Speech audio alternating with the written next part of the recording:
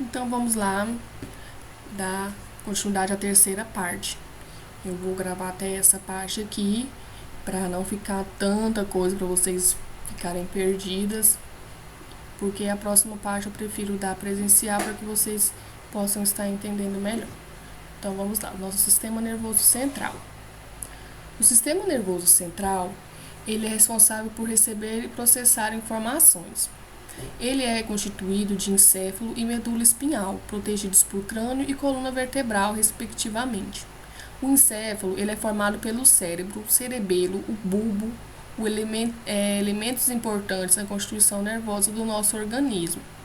Temos também o sistema nervoso periférico, que são constituídos pelos nervos cranianos e raquidianos.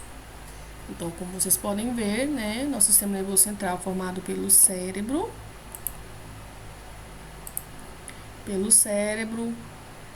o cerebelo, que fica na região da nuca, o bulbo raquidiano, que é a parte mais central, da onde que parte da coluna vertebral, da nossa medula espinhal.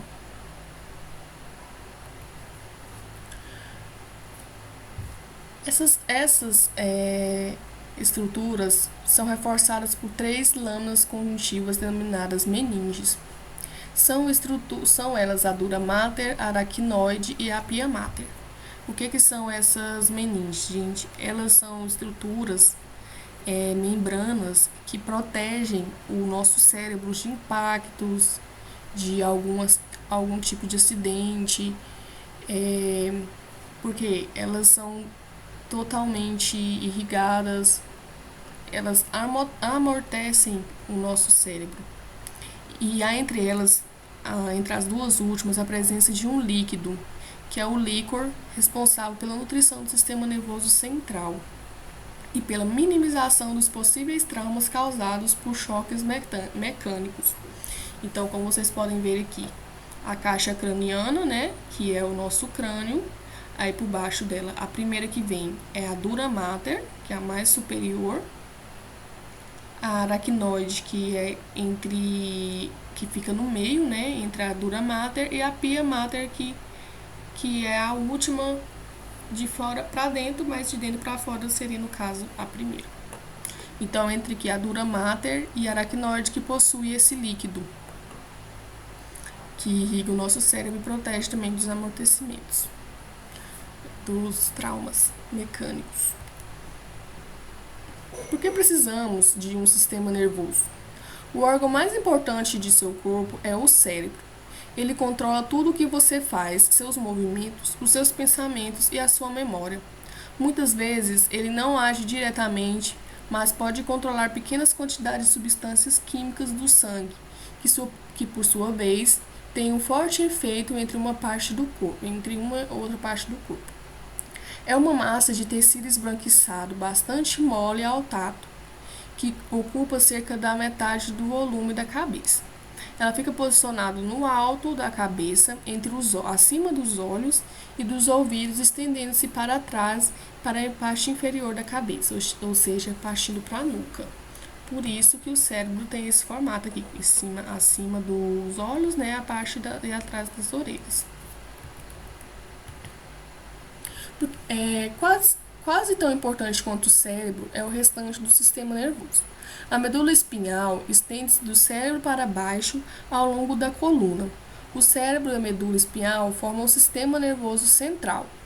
Ao longo do comprimento da medula espinhal saem os nervos semelhantes aos fios que se dividem e se ligam com quase todas as partes do corpo. Os nervos transportam mensagens dos órgãos dos sentidos para o cérebro e também instruções do cérebro para as outras partes do corpo. O cérebro funciona como uma rede telefônica complicada, mas muito compacta, com um complexo fluxo de mensagens que chegam e são selecionadas e depois dirigidas ao seu destino apropriado. Ou seja, o sistema nervoso central, o nosso cérebro, ele não funciona sozinho, lógico, necessita da medula espinhal, porque o cérebro comanda da medula espinhal, ele manda essa informação e da coluna da medula espinhal é onde que sai todas as terminações nervosas que vai para cada órgão do nosso corpo. é perfeitamente como um centro de rede telefônica. A medula espinhal é uma massa cilindroide de tecido nervoso situada dentro do canal vertebral, sem, entretanto, ocupá-lo completamente. A medula é uma extensão do cérebro, ela estende-se à base do crânio até abaixo, logo abaixo das costelas. É uma haste de tecido cerebral, com um pequeno canal passando através de todo o seu comprimento.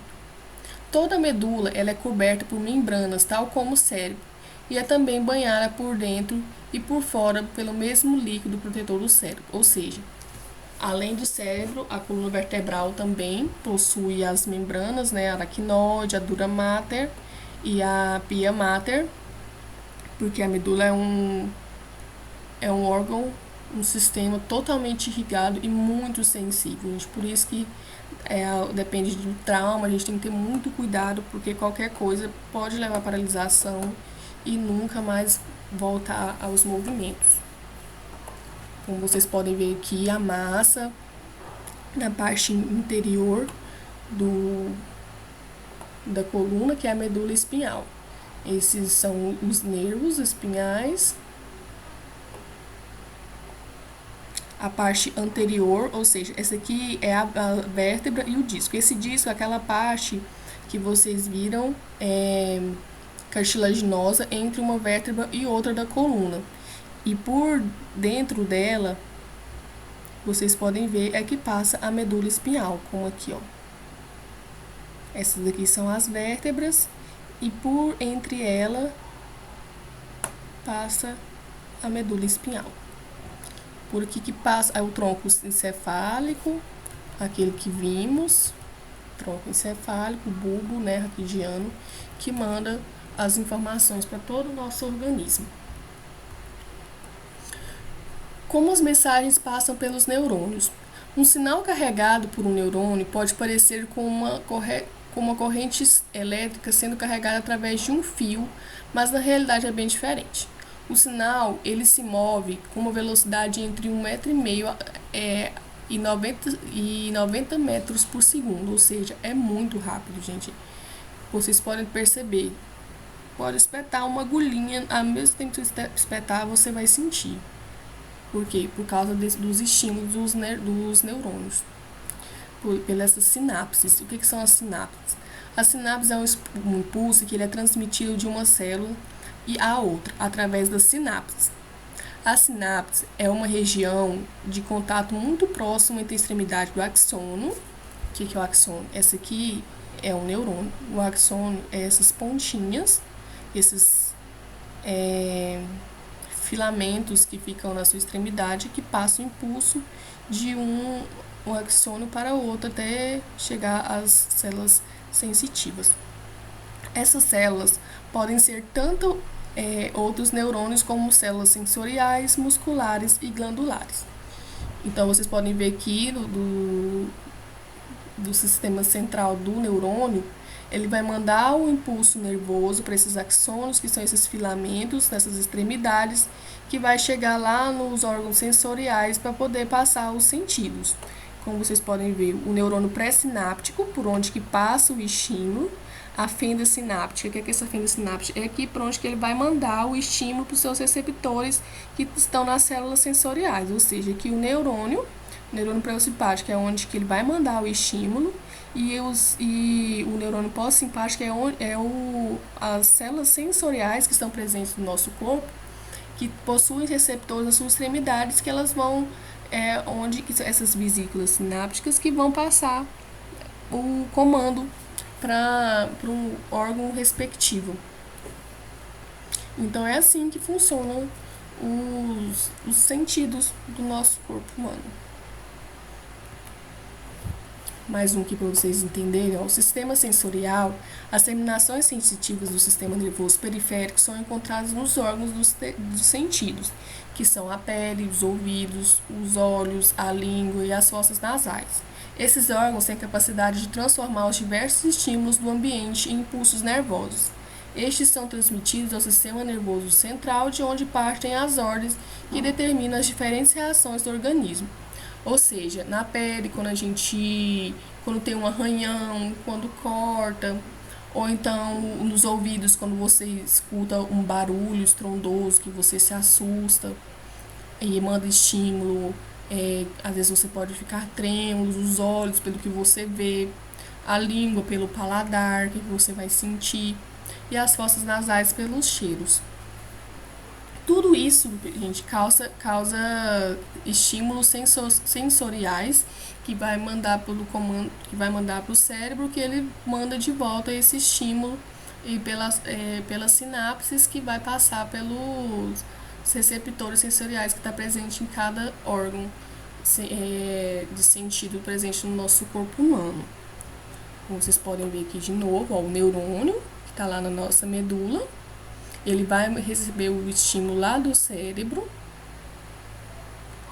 Olha, o neurônio sensorial vai levar os impulsos, a medula espinhal e o sentimento de dor. Então, vem aqui, o comando parte da medula, chega lá perto chega no órgão que foi ativado e manda o comando, e ele vai receber o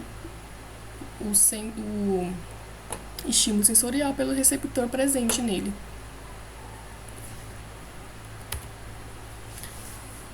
O sistema respiratório. A função do sistema respiratório é facultar ao organismo uma troca de gases com o ar atmosférico, assegurando permanente concentração de oxigênio no sangue, necessária para as reações metabólicas e, em contrapartida, servindo como via de eliminação de gases residuais que resultam dessas reações e que são representadas pelo gás carbônico. A respiração é um processo fisiológico pelo qual os organismos vivos inalam oxigênio por meio circulante e soltam dióxido de carbono. A respiração, ou também conhecido como podendo ser denominadas substâncias gasosas, troca de substâncias gasosas pelo O2 e o CO2, né, que é o oxigênio e o gás carbônico, entre o ar e a corrente sanguínea é feita pelo aparelho respiratório, que compreende o nariz, a cavidade nasal, que é dividida em duas fossas nasais, que é pela laringe, a faringe, a traqueia, os brônquios, o pulmão, os bronquíolos e os alvéolos. Vocês lembram que lá atrás a gente falou que dos níveis que compõem o ser humano, os níveis dos órgãos, é que cada um sistema de órgão, às vezes precisa do outro para funcionar. Então, o sistema respiratório é perfeitamente assim. Tudo depende do outro para poder manter o pleno funcionamento.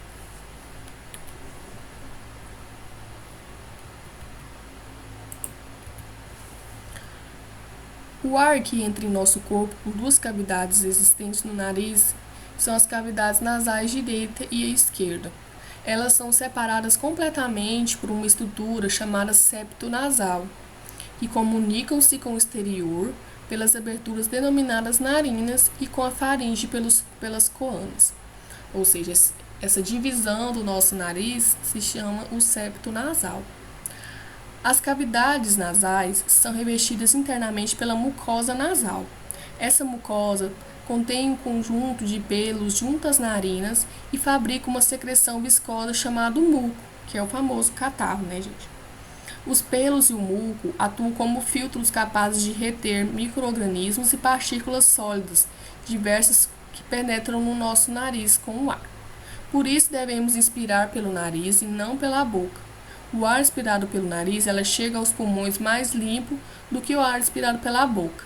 Além de filtrado, o ar também adequadamente é aquecido e umidificado. Ou seja, a gente vê muitas pessoas que preferem depilar o nariz porque acha feio, acha nojento aqueles pelinhos. Mas, na verdade, aqueles pelinhos, ele tem uma função, que é essa de barrar, né, micro-organismos para não chegar até o nosso pulmão e não causar doenças. Vocês já devem ter percebido mesmo que quando a gente está em um lugar mais poluído, por exemplo, quando a gente vai para Goiânia. Goiânia já é uma capital, né, carro para todo lado, muita poluição. Vocês podem perceber que o muco, ele geralmente fica mais escuro Por quê? Justamente por causa desses gases, por causa da proteção que é gerada pelo muco e pelos pelos. Por isso que tem a função do catarro, do muco, que é para proteger o nosso sistema respiratório de micro-organismos que podem levar a doenças. A faringe, ela é um órgão tubular que inicia nas colunas, com prolongação para baixo no pescoço, com a forma de um funil. Seu tamanho varia de 12 a 15 centímetros de comprimento e de cerca de 35 milímetros em seu início e cerca de 15 milímetros ao seu término. Ela possui comunicação com o esôfago, com as fossas nasais e com os ouvidos. O ar inspirado passa sempre pela faringe antes de atingir a laringe. Vocês podem ver aqui, o ar passa pela cavidade nasal e chega aqui na laringe na faringe antes da laringe. A laringe, ela é um tubo de formato irregular. Ela é sustentada por peças cartilaginosas irregulares articuladas que unem a faringe à traqueia. A entrada da laringe chama-se glote e acima dela existe uma espécie de lingueta de cartilagem denominada epiglote, que funciona como uma válvula. Quando nos alimentamos, a laringe ela sobe sua entrada e sua entrada é fechada pela epiglote. Isso impede que o alimento ingerido penetre nas vias respiratórias. Para vocês verem, gente, essa daqui é a epiglote. Quando a gente está comendo, então, ela fecha para depois, quando a gente for engolir, ela abrir e passar pelo esôfago. Por quê? Se isso aqui ficar aberto, esse aqui é a língua, o músculo, né, a implantação dela. Então, quando a gente está mastigando, essa glote, que é a base dela é um tecido cartilaginoso, ela fecha, emendando aqui, né, na cavidade oral. Ao fechar, ela vai impedir que essa comida entre e passe pela laringe e chegue lá nos pulmões, né? Porque o certo é passar por aqui e passar pelo esôfago. Então, esse epiglote aqui, ela, na hora que a gente for ingerir a comida, ela vai descer e vai fechar o canal da laringe aqui para poder a comida ir diretamente para o esôfago.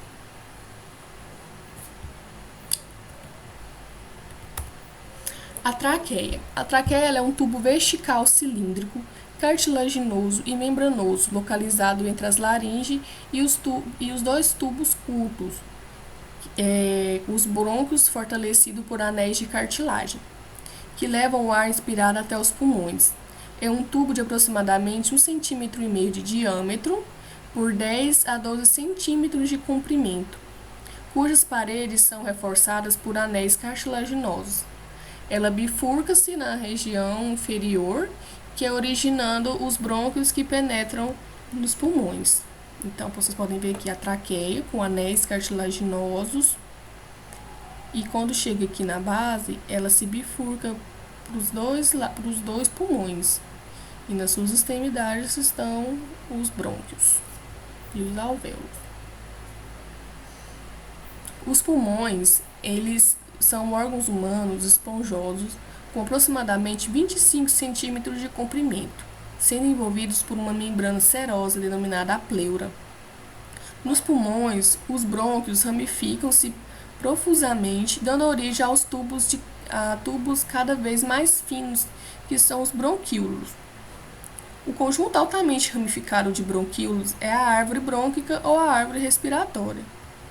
Então, podemos ver aqui da traqueia que se ramifica na sua região inferior, e dela se partem ramificações mais finas, que são os brônquios e os bronquíolos, que formam a árvore brônquica com os alvéolos nas suas extremidades.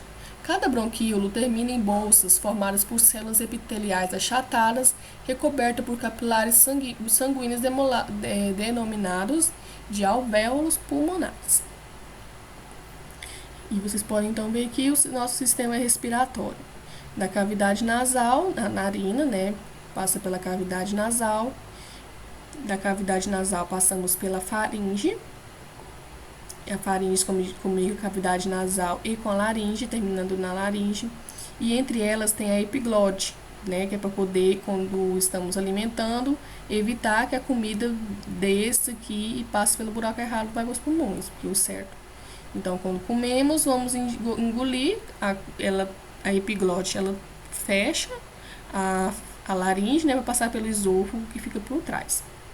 Já o ar, ela passa pela faringe, vem aqui na laringe, e da laringe ela passa pela traqueia, que possui, né, os anéis cartilaginosos e que se ramifica pelos dois pulmões, onde estão os brônquios e os bronquíolos, onde ocorrem as nossas trocas gasosas. Os nossos pulmões e na sua base, o diafragma. O diafragma é a base de cada pulmão, que ela se apoia no diafragma. É um órgão músculo membranoso que separa o tórax do abdômen. Ele está presente apenas em mamíferos, promovendo juntamente com os músculos intercostais os movimentos respiratórios. Então, o diafragma que a gente controla o nosso movimento de respiração. Ela fica localizada logo acima do estômago e o nervo frênico controla os movimentos do diafragma. Uma curiosidade é que o nosso pulmão direito ele é maior que o pulmão esquerdo, porque ele pois tá entre eles o espaço para acomodar outros órgãos como o coração, o esôfago, grandes vasos. Os pulmões são protegidos por duas membranas chamadas pleuras. Entre as pleuras internas e externa há um líquido que as lubrifica e permite o deslizamento de uma sobre a outra durante a respiração. Como vocês podem ver aqui, o pulmão esquerdo ele é menor justamente por alojar os órgãos, né, como o coração e o esôfago. Agora, o nosso sistema circulatório. O sistema circulatório é formado por um sistema fechado de vasos sanguíneos, cujo centro funcional é o coração. Ele bombeia o sangue por todo o corpo através de uma rede de vasos. O sangue, ele transporta oxigênio e substâncias essenciais para todos os tecidos e remove produtos residuais dos tecidos. O sistema circulatório é um sistema fechado, sem comunicação com o exterior e constituído por tubos que são chamados de vasos e por uma bomba percussora que tem como função impulsionar um líquor circulante de cor vermelha por toda a rede vascular. O sistema cardiovascular ou respiratório são formados pelo coração e os vasos sanguíneos. A circulação do sangue ela permite o transporte e a distribuição de nutrientes, como o gás oxigênio, né, que é para o funcionamento dos órgãos, e os hormônios para as células e vários órgãos. O coração de uma pessoa tem um tamanho aproximadamente da sua mão fechada. Ele bombeia o sangue para todo o corpo sem parar. Ela localiza-se no interior da cavidade torácica, entre os dois pulmões. O ápice da ponta do coração está voltado para baixo, para a esquerda e para a frente. O seu peso médio é de aproximadamente 300 gramas, variando com o tamanho e o sexo da pessoa. Observe o esquema do coração humano, que existem 4 cavidades: o átrio direito, o átrio esquerdo e em sua parte inferior o ventrículo direito e o ventrículo esquerdo. O sangue que entra no átrio, ele passa para o ventrículo direito e o sangue que entra no átrio esquerdo passa para o ventrículo direito. Um átrio ele não se comunica com o outro, assim como o ventrículo também não se comunica com o outro ventrículo. O sangue passa do átrio direito para o ventrículo direito através de uma válvula atrioventricular direita, que também pode ser conhecida como a válvula tricúspide ou válvula mitral. Como vocês podem ver aqui, ó, do átrio direito, o sangue eles se comunicam entre o outro por essa válvula tricúspide, que passa pelas artérias, que vai para o pulmão. Do outro lado a mesma coisa. Só que vem do lado esquerdo, vem do pulmão, vocês vão entender melhor. Olha, a veia cava superior, por onde onde que é essa troca da passagem do sangue venoso, depois do sangue já com oxigênio, que o sangue venoso é o sangue que ele tá é o oxigênio, o sangue que ele tá impuro, né? Que é para onde vai passar pro pulmão, sofrer o processo para poder passar, e o sangue venoso ele é composto por gás carbônico. E para funcionar nosso funcionamento do corpo humano, precisamos de gás oxigênio. Aí por isso que ela sai aqui do coração, vai para o pulmão e volta. Já já eu vou passar um esqueminha para vocês entenderem melhor. O sistema sanguíneo. Vaso, sangue e coração, o sistema linfático. O sistema sanguíneo são os vasos e o coração. E o sistema linfático são os vasos linfáticos, são as linfas, e os órgãos linfóides, que são os linfonodos e as tonsilas, que é responsável pela parte de defesa do nosso corpo. E os órgãos homeopoéticos, que é a medula óssea de determinados órgãos linfonoides, como o baço e o timo. As artérias são vasos sanguíneos que carregam sangue a partir dos ventrículos do coração para todas as partes do nosso corpo. Elas se tratam com as veias que carregam sangue em direção aos átrios do coração. Todas as artérias, exceto as pulmonares, transportam sangue rico em oxigênio. Como eu falei, que troca de gases, né, que o pulmão vai transformar o gás carbônico em oxigênio. Elas possuem paredes grossas e elásticas providas de músculo. As artérias mais grossas têm diâmetro aproximadamente de um dedo. Ou seja, gente, a artéria é a veia mais calibrosa que a gente tem no corpo humano. Por isso que é muito perigoso quando tem algum trauma, um corte nela, de perder todo o sangue do corpo, porque ela bombeia o sangue como jato. Por isso que ela é a mais calibrosa do corpo humano. As artérias são vasos de paredes relativamente espessa e muscular, que transportam o sangue do coração para os diversos tecidos do corpo. A maioria das artérias transporta sangue oxigenado, que é rico em gás carbônico, ou seja, do lado do átrio direito, mas as artérias pulmonares transportam sangue não oxigenado. Do gás oxigênio é do átrio esquerdo. Mas as artérias pulmonares transportam sangue não oxigenado, que é pobre em gás oxigênio, do coração até os pulmões. A aorta é a artéria mais calibrosa de maior diâmetro do corpo humano. Então, vocês podem ver que a diferença de uma veia com uma artéria, olha a espessura da artéria em relação à veia. E essas aqui são as veinhas capilares, que são as veias maiores. As veias, o fluxo sanguíneo nela é contínuo. A gente consegue conter de forma mais fácil. Já da artéria, a gente sempre tem que manter uma pressão para não ocorrer um fluxo muito intenso, para evitar, né, até que chegue um socorro, se for o caso. E os capilares que levam o sangue aos tecidos para fornecer oxigênio para as células. Elas ligam as artérias e as veias. As veias do corpo humano são vasos sanguíneos que fazem parte do sistema circulatório do organismo, que se ramificam por todo o organismo. A principal função das veias é transportar o sangue pobre em oxigênio e repleto de resíduos dos capilares para o coração. As veias possuem paredes mais finas do que as artérias, com o diâmetro variando entre 2,5 cm e a espessura de um fio de linha. As veias menores são denominadas as vênulas. As veias são vasos de paredes relativamente fina que transportam o sangue dos diversas partes do corpo para o coração. A maioria das veias transporta sangue não oxigenado, mas as veias pulmonares transportam o sangue oxigenado dos pulmões para o coração. É onde que ocorre aquelas trocas do sangue do gás carbônico, do sangue venoso para o gás oxigênio. É aqui que ocorre essa troca.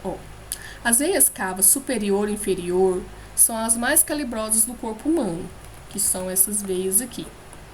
veia cava inferior e a veia cava superior.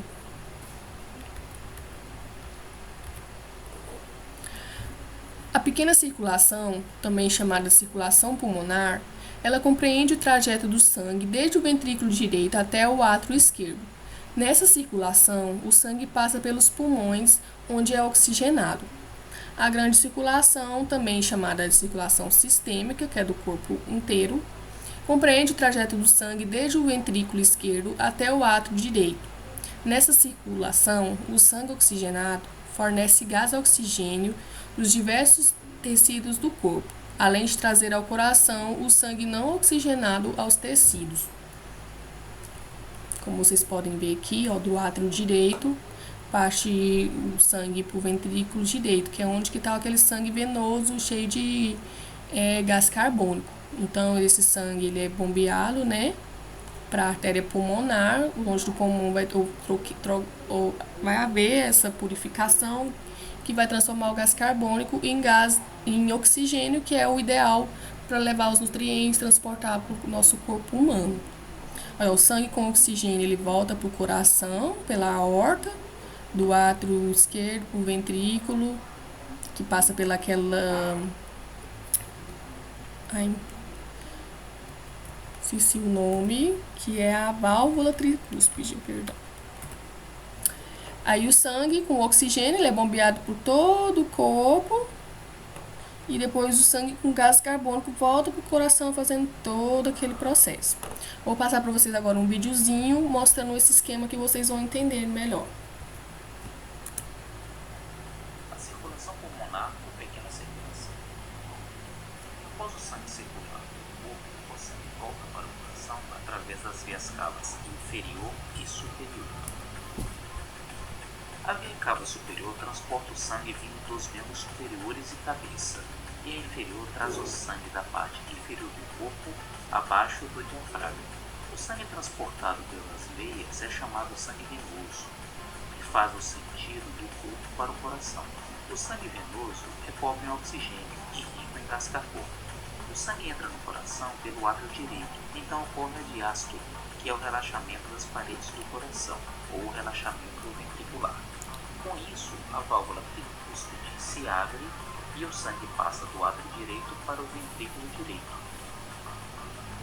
Então ocorre a sístole, que é a contração das paredes do coração. Com isso, a válvula tricúspide se fecha e a válvula pulmonar se abre e o sangue é empurrado do ventrículo direito para os pulmões, passando pelas artérias pulmonares. Nos pulmões, o sangue venoso libera o gás carbônico e absorve o oxigênio, transformando-se em sangue arterial. O sangue arterial leva esse nome porque circula nas artérias e faz o sentido contrário ao sentido do sangue venoso, ou seja, ele vai do coração para o corpo. O sangue arterial é rico em oxigênio e nutrientes. Esse processo de oxigenação do sangue é chamado hematose. Dos pulmões, o sangue passa pelas veias pulmonares e volta para o coração pelo átrio esquerdo. Novamente, com a diástole, a válvula tricúspide ou mitral se abre e o sangue passa do átrio esquerdo para o ventrículo esquerdo. E com a sístole, o sangue é impulsionado para a artéria aorta. Então a válvula da aorta se abre e o sangue é bombeado para todo o corpo, levando nutriente e oxigênio a cada célula.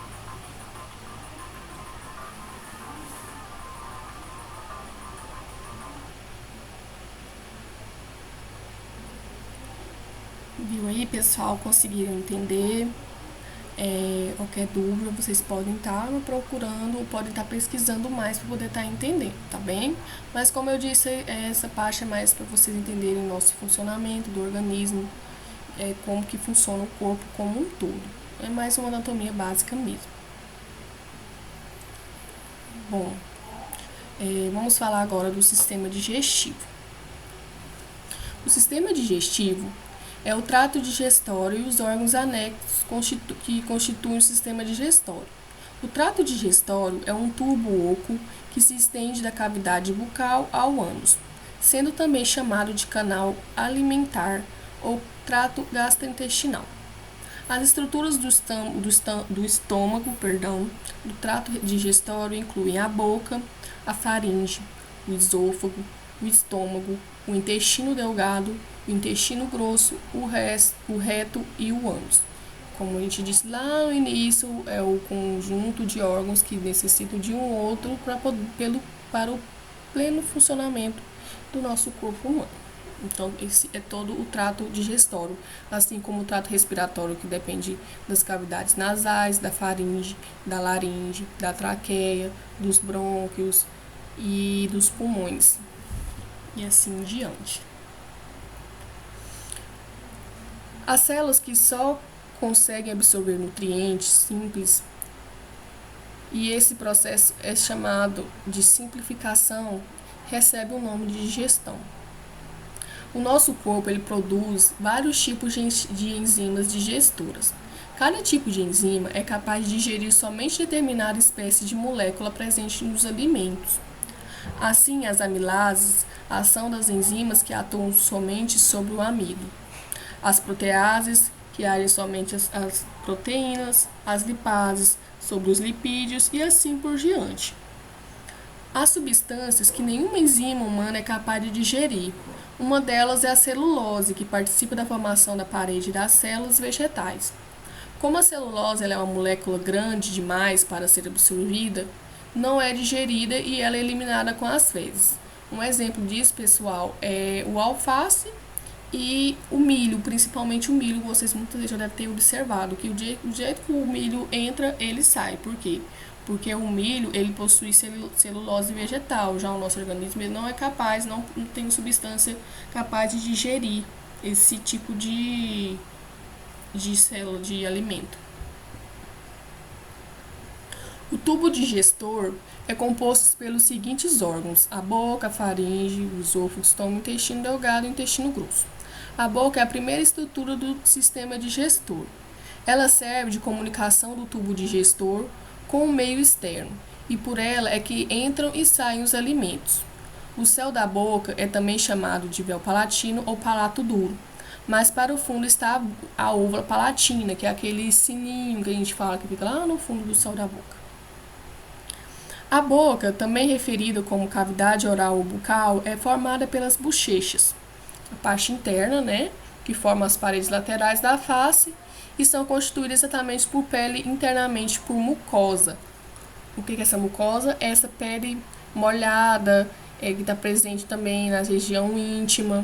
Toda essa pele molhada e lisa se chama mucosa. E pelos palatos duros, a parede superior, que é o céu da boca, e a mole, que é a posterior, que é essa parte mais para trás do céu da boca, e pela língua, que é importante para o transporte de alimentos e pelo sentido e do gosto e pela fala. A saliva contém uma enzima do tipo amilase chamada pitialina, que age sobre o amido e se transforma em maltose, que é uma variedade de açúcar formada pela união de duas moléculas de glicose. A deglutição.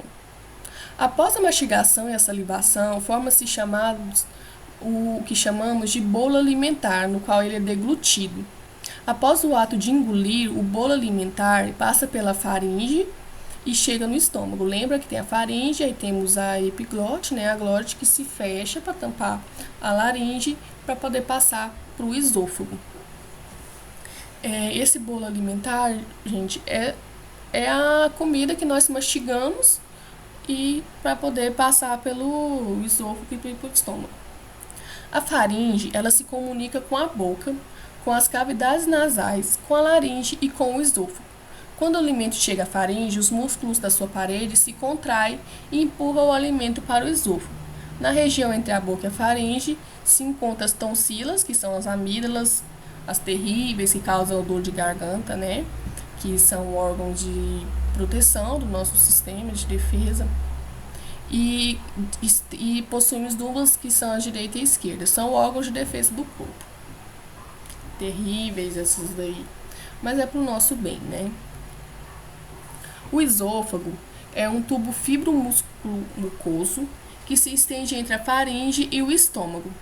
Ele está localizado posteriormente à traqueia, ou seja, atrás da traqueia. Então, a gente viu lá que passa por trás da laringe e depois a traqueia.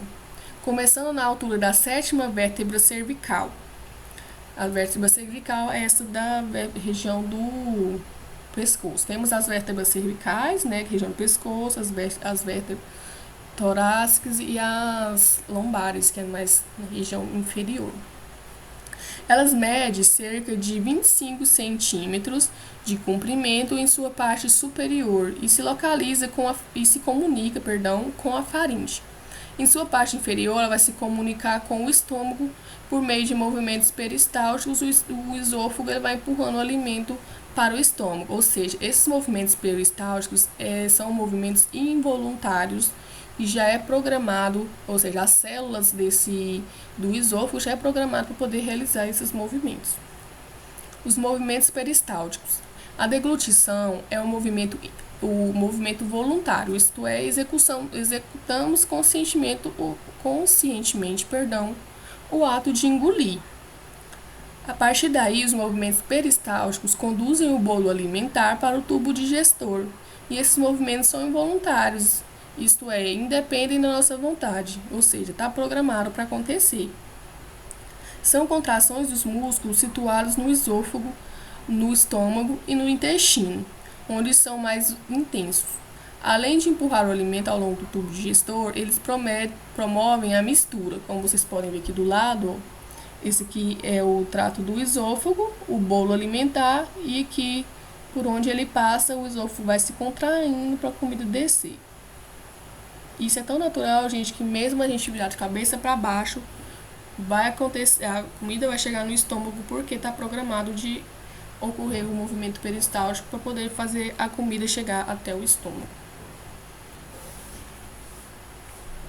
No estômago, os movimentos peristálticos misturam o bolo alimentar ao suco gástrico, produzido pelas glândulas da mucosa. Esse suco contém um ácido clorídrico que mantém a acidez estomacal, dando condição favorável ao trabalho das enzimas do estômago.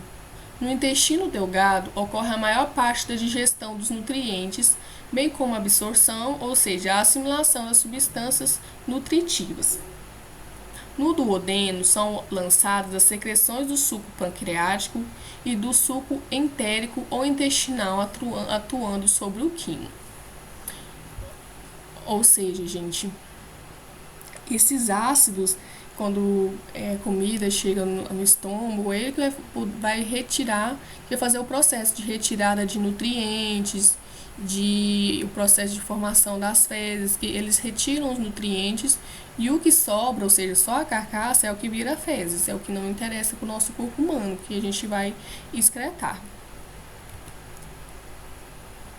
A bile é um fluido produzido pelo fígado que se armazena na vesícula biliar. Ela atua na digestão de gorduras e na absorção de substâncias nutritivas da dieta ao passarem pelo intestino. Ela é lançada no duodeno através de um canal e não contém enzimas digestivas. Mas os sais biliares separam as gorduras em partículas microscópicas, funcionando de modo semelhante a um detergente. Ou seja, a vesícula biliar funciona como um detergente do nosso trato digestivo. Isso facilita a ação das enzimas pancreáticas sobre os lipídios. O suco pancreático é um líquido produzido pelo pâncreas e de grande importância na digestão de proteínas, carboidratos, triglicerídeos e ácidos nucleicos. O suco pancreático é claro e incolor. É composto basicamente por água, enzimas, sais minerais e bicarbonato de sódio. Possui um pH alcalino entre 7,1 a 8,2 e possui o suco entérico ou intestinal, que é produzido pelas células da parede do intestino delgado. Em sua composição, existe muco e enzimas que deverão completar a digestão dos alimentos. Ou seja, gente, cada órgão do trato digestivo possui um tipo de líquido, um suco, que vai ajudar nesse processo de digestão e de recolhimento de nutrientes a poder distribuir no nosso organismo. O quilo, ele é um produto da digestão. É composto pelos nutrientes transformados em moléculas muito pequenas, mais as vitaminas e os sais minerais. As substâncias que formam o quilo podem ser absorvidas pelo organismo, isto é, atravessam as células do intestino por meio de velocidades do intestino delgado. Após a ingestão a digestão do intestino delgado, o que resta do quilo chega ao intestino grosso. Este absorve a água e os sais minerais que ainda estão presentes nos resíduos alimentares, levando-os então para a circulação sanguínea. O que quer dizer? Cada lugar que o alimento vai passar, vai ser derramado sobre ele um tipo de líquido específico de cada órgão, né? E por esses sucos, esses líquidos derramados por esse órgão, cada um deles vai absorver um tipo de nutriente. Ou seja, até quando chega no intestino delgado, ainda vai tentar tirar alguma coisa que seja boa para o nosso organismo, poder estar distribuindo para estar nutrindo o nosso corpo. Eu trouxe para vocês entenderem aqui um quadro para vocês verem cada órgão, qual o tipo de produção de hormônio, para poder estar ajudando nessa distribuição de nutrientes aí para o nosso organismo. Por exemplo, a gastrina, ela é produzida no estômago e o principal órgão-alvo dela é o estômago. A função dela é a estimulação da produção do suco gástrico. A secretina, um hormônio que ela é produzida no intestino, mas o seu alvo é o pâncreas, que ela estimula a liberação de bicarbonato. Já a colicistoquinina, que ela é produzida no intestino, o órgão-alvo dela é de agir no pâncreas e na vesícula biliar, e ela estimula a liberação da bile pela vesícula e liberação de enzimas pelo pâncreas. E o enterogastrona, que é produzida no intestino, seu público-alvo é o estômago e ele inibe o peristaltismo estomacal.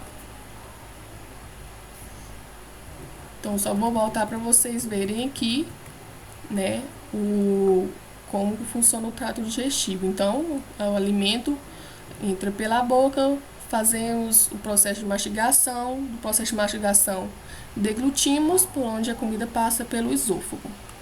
Do esôfago ela vai pelos movimentos peristálticos, vai chegar no estômago, que também tem um certo tipo de alimento. Lá vai ser produzido vários sucos gastrointestinais, né, que funcionam para absorção dos alimentos, dos nutrientes, perdão. Aqui a bile passa depois para o intestino delgado e depois para o intestino grosso.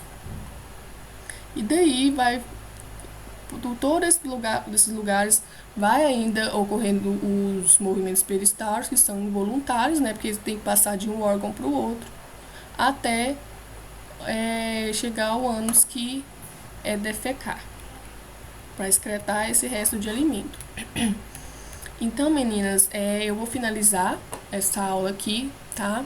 Porque já são 3 aulas, vai ficar bem extenso e é bastante coisa para vocês estudarem, para vocês absorverem. Vou estar passando essa aula de sistema muscular, vou deixar para presencial, porque aí já falamos do sistema muscular da face, e vamos partir também para anatomia dental, que é melhor para vocês entenderem, tá bem? Tenham bons estudos e qualquer dúvida, estudem mais, pesquisem por fora, se for necessário, podem tirar dúvidas. E espero que tenha gostado da aula, porque eu tentei buscar mais por fora para deixar bem proveitoso para vocês. Tá bem? Muito obrigada e até mais.